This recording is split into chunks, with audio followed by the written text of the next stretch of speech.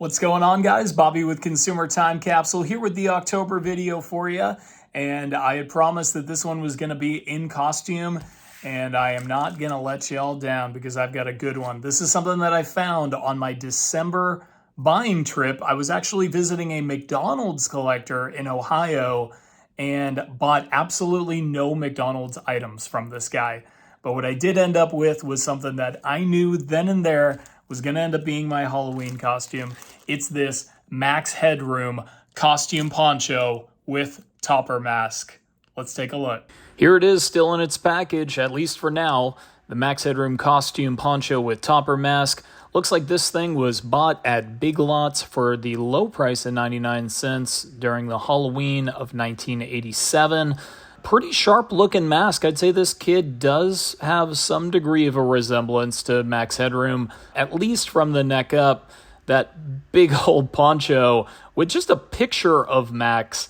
Not so great. I mean, why couldn't they just make it look like a suit? That's what Max Headroom wears instead of putting a picture of Max Headroom. But that was the design choices of, looks like, Ben Cooper. So this one's supposed to fit ages 8 to 14, so let's try to multiply that by about 2.5x and see if this costume still works.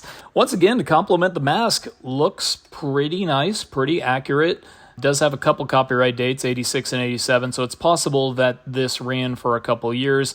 But as I open it up, just to give you all some background on Max Headroom, he is a character that was really designed to appear to be CGI or computer generated back in 1985. Definitely a cultural icon of that time, and it was really just a guy in a costume, so not a whole heck of a lot different than what I'm going to be doing here today. Most famously in 1987, the real Max didn't, but somebody wearing a Max Headroom costume hijacked a Chicago broadcast signal and never got caught to this day. Look up the Max Headroom incident on YouTube if you want more info on that. As far as I'm concerned, Max is most famous for being the New Coke spokesperson. I've posted commercials featuring Max before, and just to give you all a little bonus, something that's a little bit more on brand for the Consumer Time Capsule uploads.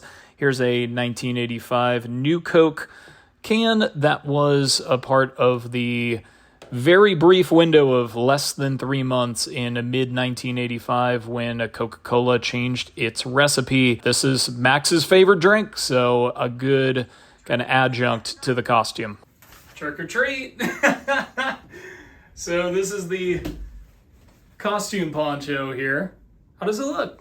It look pretty good.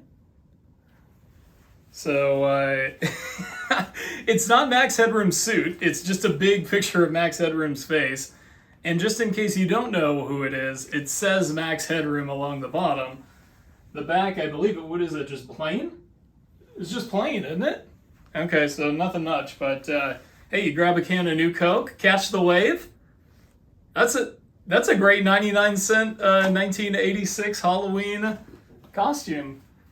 Do I look quite as much like Max Headroom as this kid does? Maybe not, but I'd say overall, I'm pretty satisfied with my purchase. And yes, I do have one still sealed in the collection.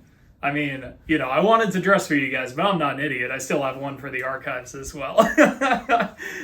I'm sorry about the short video here, guys. It's been a really crazy September, but I'm really looking forward to October. Look, on October 18th, it sure sounds like it's been confirmed at this point. McDonald's is bringing back the Halloween pails with the witch, the ghost, and the pumpkin. I know I'm going to be swinging by and getting 2 or 3 for myself. Recommend everybody do the same. Go back and watch last month's video that has the unreleased 1991 Halloween pails. And go follow me on Twitter at ConsumerTC. And I'll be posting Halloween stuff all October long. And I'll see you on November 1st. And I promise it'll be a better video, a longer video next time. And I will miss you until I see you. Trick or treat.